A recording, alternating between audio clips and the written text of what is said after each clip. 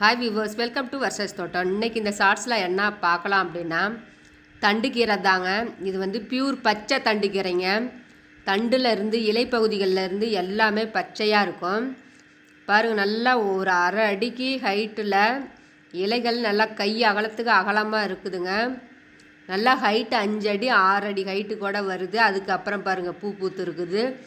இடையிலையும் உங்களுக்கு பூ வந்திருக்குது. இதை நான் கண்டிப்பாக எல்லாத்துக்கும் அடுத்த வருஷம் ஷேர் பண்ணுறேன்.